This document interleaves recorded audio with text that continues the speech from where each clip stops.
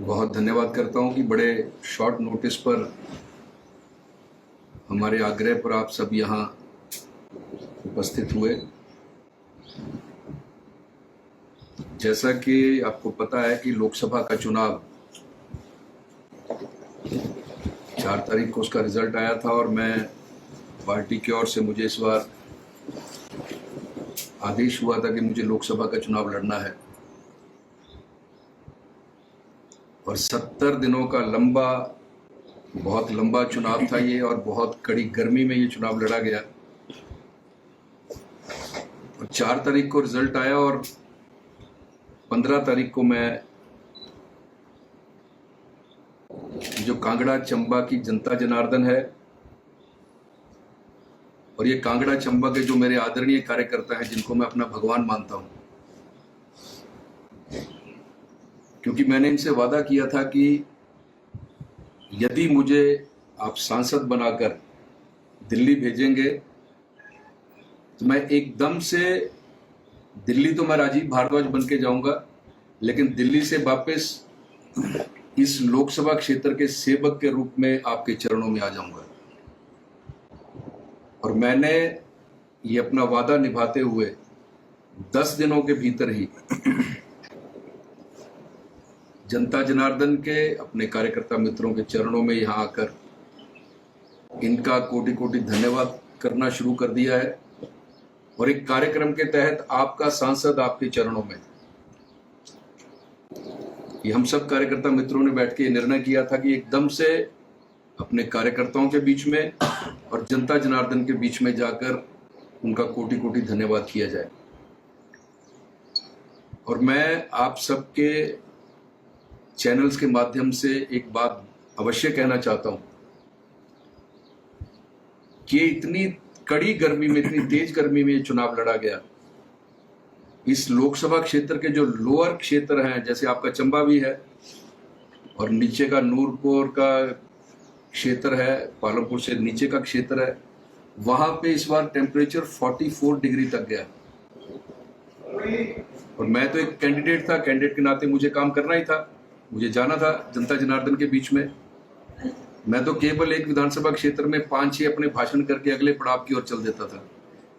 लेकिन ये जो कार्यकर्ता मित्र हैं हमारे, जिनको मैं अपना भगवान मानता हूं, इतनी कड़ी गर्मी में बूथ स्तर तक जाकर मोदी जी की योजनाओं को जनमानस के बीच में पहुंचाना, मोदी जी के जो पिछले 10 वर्ष का जो भारत के प्रधानमंत्री के रूप में कार्यकाल है, उस कार्यकाल के एक एक शब्द को जनता के बीच में लेकर जाना और उसको वोट में परिवर्तित करना,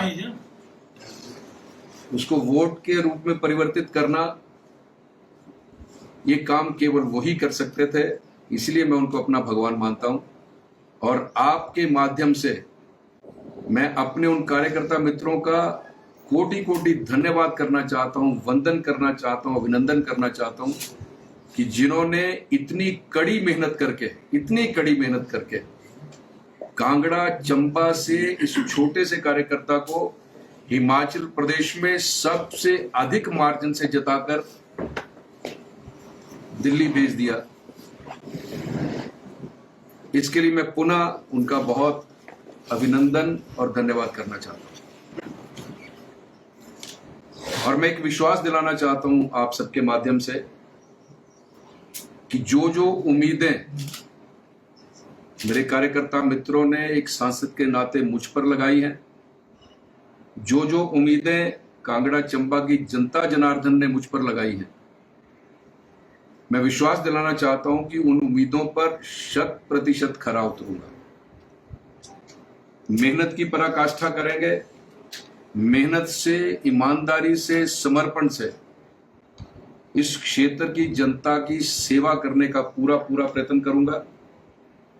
और जो शब्द मैंने कहे हैं, जिस समय मैं चुनाव लड़ रहा था, मैंने अपने भाषणों में जो कहा है वो सब मुझे याद है और मैं आपके माध्यम से ये विश्वास दिलाना चाहता हूं कि उन शब्दों पर खरा उतरने का प्रयत्न करूंगा। और ये जो क्षेत्र है कांगड़ा चंबा लोकसभा, इस क्षेत्र में मुझे लगता है कि पर्यटन की अपार संभावनाएं हैं, क्योंकि मैंने इस लोकसभा क्षेत्र का एक एक पत्थर पलट कर देखा इस बार। और मैं बहुत अरसे से चंबा के बीच में रहा हूं प्रभारी के रूप में।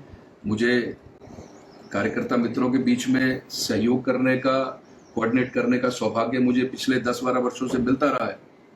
और इस बार इस कैंडिडेट के नाते, प्रत्याशी के नाते, मैंने इस लोकसभा क्षेत्र का एक एक पत्थर पलट के देख लिया।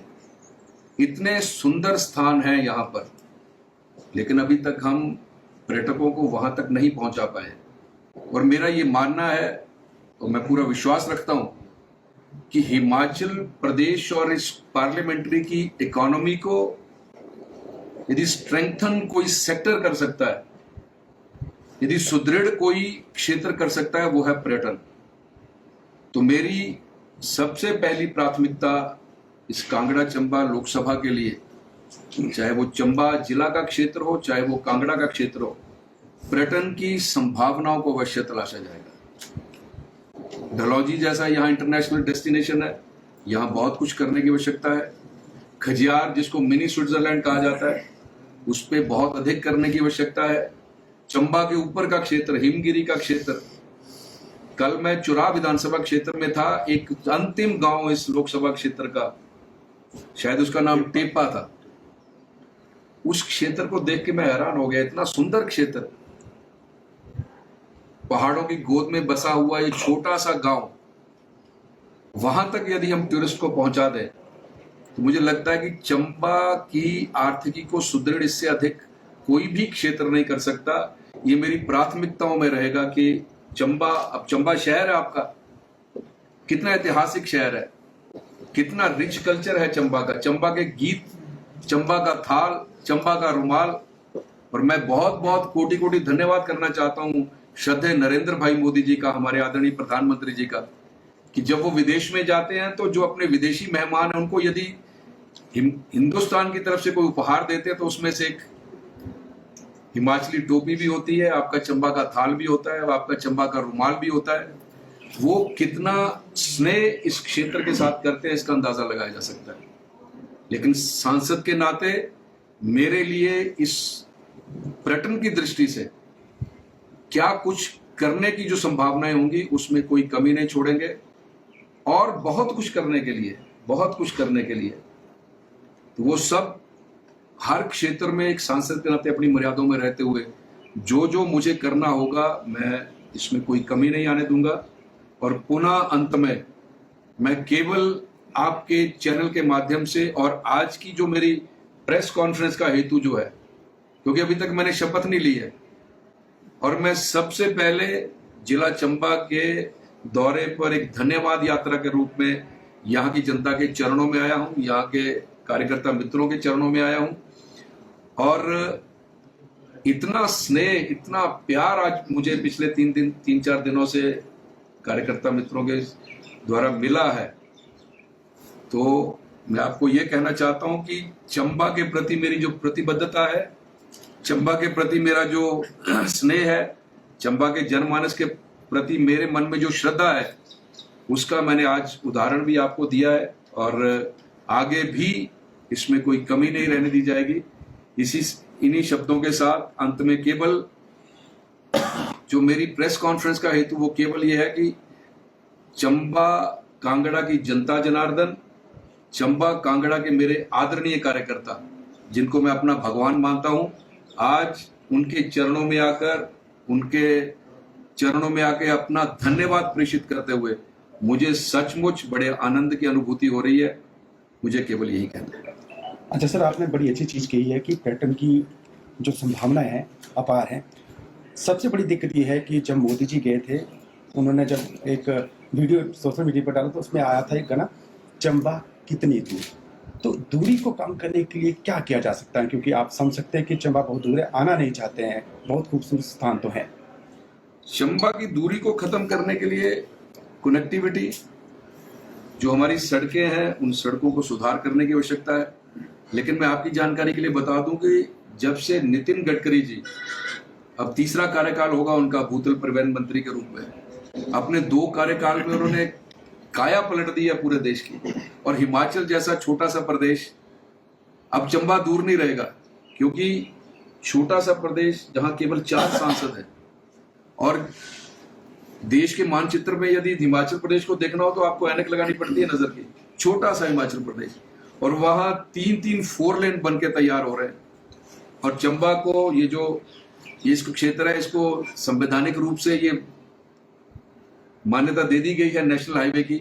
उसमें अब जाकर मेरी जिम्मेवारी है कि दिल्ली जाकर इस चीज को देखें कि वो जो मामला है कहां तक पहुंचा है और कहां तक उसको आगे ले जाने की आवश्यकता है। इसलिए अब चंबा दूर नहीं रहेगा, क्योंकि चंबा का सांसद, चंबा का सेवक, चंबा का भाई बेटा राजीव भारद्वाज पूरा जी जान लगा देगा चंबा की दूरी दूसरे क्षेत्रों से कम करने में। टनल की संभावनाएं बताई जा रही है कि बनाई जा सकती है, तो इसमें आपके कितने एफर्ट रहेंगे? क्योंकि मुझे लगता है कि आपकी बुलंद आवाज है। इसमें मुझे लगता है कि सैद्धांतिक रूप से मंजूरी मिल गई है, लेकिन अब दिल्ली जाकर पता चलेगा कि ये मामला कहां तक पहुंचा है और इसको आगे तक ले जाने में। क्योंकि मैं सबसे पहले तो ये कहना चाहता हूं कि जितने हमारे यहाँ के विधायक हैं, हमारी पार्टी के विधायक, हमारी पार्टी के वरिष्ठ नेता, इन सब के साथ बैठकर चर्चा करके इस मामले को किस तरह से दिल्ली में एक वकील के रूप में रखना है, इनके साथ चर्चा करके ये बात आगे बढ़ाई जाएगी। और एक बात मैं कहना चाहता हूँ, जैसे मैंने कहा कि चंबा में पर्यटन की बहुत संभावनाएं है, लेकिन इसके लिए थोड़ा सा समय चाहिए। और समय इसलिए चाहिए क्योंकि हम सब लोग बैठे थे, कुछ ऐसे लोग मुझे मिले थे कि जिनका कोई दलगत राजनीति से कोई संबंध नहीं है, लेकिन वो कांगड़ा चंबा के विषय में बहुत अधिक जानते हैं। तो उनसे जब मेरा सलाह मशवरा हुआ तो उन्होंने कहा जी कि सबसे पहले कि आपके मन में है पर्यटन के रूप में कुछ करने का, सबसे पहले इस क्षेत्र के जो विशेषज्ञ हैं, जैसे यूनिवर्सिटीज हैं उसमें पर्यटन विभाग होता है, उसके जो विशेषज्ञ वहां पढ़ाते हैं, प्रोफेसर्स हैं, विशेषज्ञ हैं, कुछ ऐसी एनजीओज हैं जो इस दृष्टि में बहुत अच्छा काम कर रही हैं, तो उनके साथ बैठकर उनके साथ सलाह मशवरा करके उनका मार्गदर्शन लेकर, क्योंकि वो विशेषज्ञ है इस क्षेत्र के, उनका मार्गदर्शन लेकर आगे बढ़ने की कोशिश करेंगे। ये मैं आपको कहना चाहता हूँ। सर, कनेक्टिविटी की बात की आपने, तो आपको नहीं लगता कि रेल या हवाई क्षेत्र में भी विकास होना चाहिए चंबा में? बड़ा अच्छा प्रश्न है आपका, और ये मेरे मन में है, क्योंकि रेल जहां पहुंचती है वो उस क्षेत्र की लाइफलाइन बन जाती है। जैसे हमारा कांगड़ा का जो लोअर क्षेत्र है जहां से ट्रेन जाती है, हालांकि वो टॉय ट्रेन है, नैरो गेज ट्रेन है, लेकिन वहां के क्षेत्रों के लोगों के लिए बहुत अधिक सुविधा प्रदान करती है।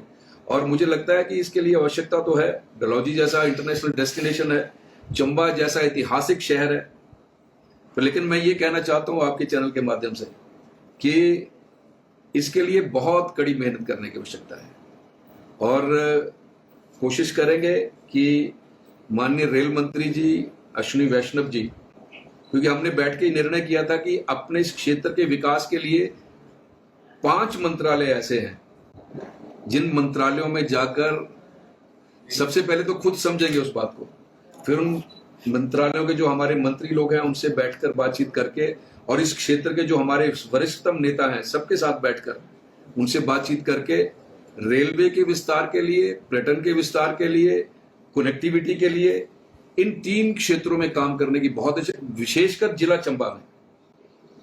चंबा में, और उसके लिए कोशिश करेंगे, रेलवे के विस्तार के लिए कोशिश की जाएगी।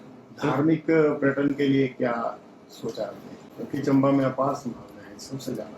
धार्मिक पर्यटन, यदि आप कनेक्टिविटी दे देंगे, यदि आप टूरिस्ट को अच्छी सुविधाएं दे देंगे, तो इससे बढ़िया तो स्थान ही कोई नहीं है। तो शिव भूमि है, देव भूमि है, लक्ष्मी नारायण का ऐतिहासिक मंदिर यहाँ पर है।